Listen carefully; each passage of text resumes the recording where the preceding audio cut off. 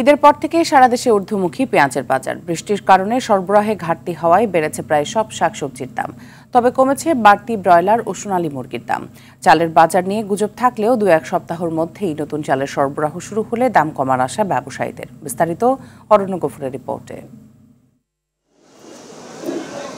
পর্যাপ্ত উৎপাদন হওয়ায় বাজারে ঘাটতি নেই পেঁয়াজের। তবে ঈদের পরপর 40 টাকায় বিক্রি হওয়া বাঙালির নিত্য এ মশলা এখন কিনতে হচ্ছে 52 থেকে 56 টাকায়।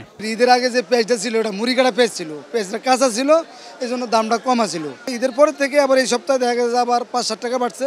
এটার কারণ হলো আপনার শাশিরা শুকাইছে পেঁয়াজটা, এটা তো হলো বিসি পেঁয়াজ। সরকার দাম বাড়ানোর পর স্বাভাবিক হয়েছে সয়াবিন তেলের সরবরাহ, তবে ক্রেতা কম। সুখবর এসেছে ব্রয়লার ও সোনালী মুরগির বাজারে। আমিষের চাহিদা পূরণের অন্যতম এ প্রধান খাতে দাম কমেছে কেজিতে প্রায় 50 টাকা করে। আপনার সব মুরগি আমরা মনে রেট কম বেচাতে আমাদেরও খুচরা বেচা বিক্রি ভালো, মনে করেন আমরা অনেক ভালো অবস্থায় আছি বেচা বিক্রির দিকে। বাজারে আসছে গ্রীষ্মকালীন সবজি, তবে বৃষ্টির কারণে সরবরাহে ঘাটতি হওয়ায় বেড়েছে প্রায় সব শাকসবজির দাম।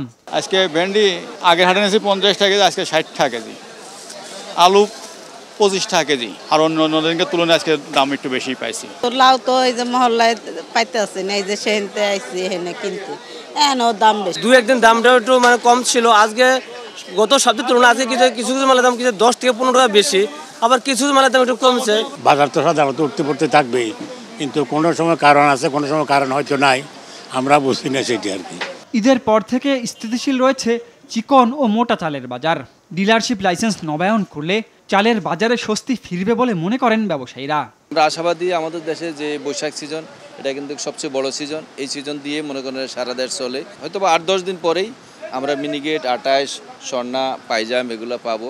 পাইলে হয়তো চালের দাম ভালো একটা কমার সম্ভাবনা আছে। অরণ্য গফুর, অটিভি, ঢাকা।